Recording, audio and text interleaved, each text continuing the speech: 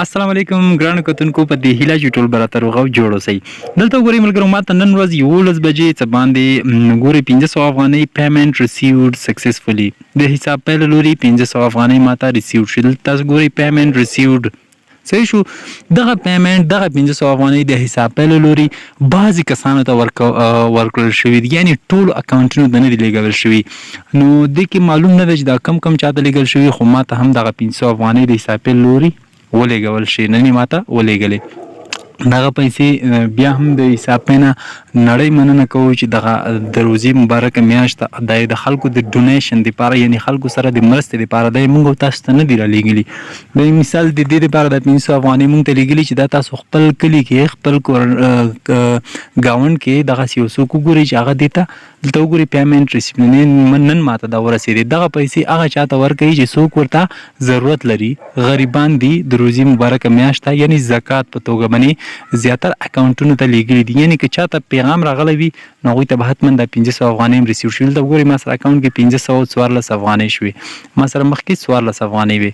نو دغه طریقې سره دلته ګورئ تاسو ته به زه نوټیفیکیشن هم وښیم، موجودوي هلته لیکلي هم دي.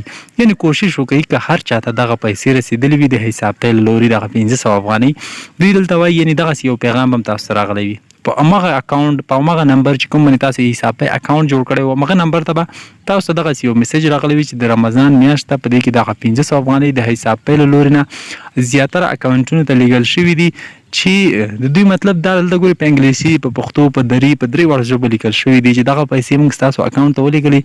دغو پیسو سره تاسو هم یو څه اندازه پیسې چې څومره ستاسو وس کېږي هغه سره یو ځای کوئ او یو غریب کورنۍ ته یې ورکوي چې څوک ورته ضرورت لري. روزي مبارکه میاشت ته الله تعالی به تاسو ته په دې دنیا او په هغې دنیا اجر درکړي. ځکه دغه پیسې یعنې دغه 500 افغانۍ که چېرته تاسو دې نه نسئ ویستلی ملګرو، دلته صفا لیکل شوي دي چې دا تاسو ته حساب پیل لوري نه، یعنې ما ویل چې هغې نه مننه کوو چې دومره یو زکات یې وکړلو د غریبانو سره.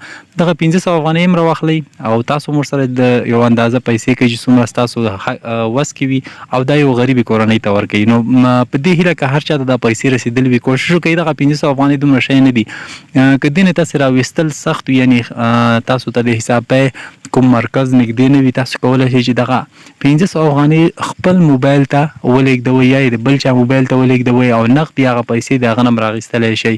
او دغه 500 افغانۍ پوره هڅه وکړئ، کوشش وکړئ چې د دوی په ویلو سره، یعنې که تاسو خپل جیب نه مو سره یو څه نه شئ کېښودلی، څه نه شئ کولی، خو دا 500 افغانۍ خو حتما داسې وکړئ چې یو غریب کورنۍ ته یې ورکړئ چې یو ورځ د روژه ماتي ماښام دپاره خو یو څه راوړي پي، نو ډېر ثواب ده. ملګرو روزي مبارکه میاشت ده، مخکې مې هم درته ویل چې دغه حساب پې نه هم ډېره زیاته مننه کوو چې دغسې زیاتره کسانو ته دا 500 افغانۍ لیږلي دي. کوشش وکړئ ټولې دغسې یو چاته ورکئ چې هغه ورته ضرورت لري او هغوی دې ته یعنې اړمن خلک دي چې ډېر غریبان دي او د پیسو هیڅ درک ورسره نه لګېږي، هغوی ته ضرورت دی.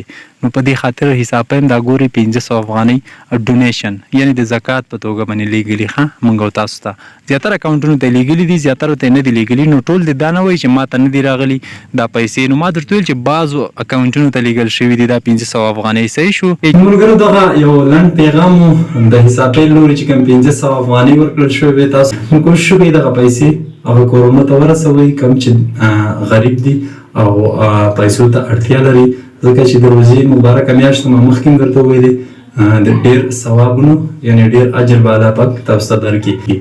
ښه وخت ولرئ، بله ویډیو پورې خدای پامان.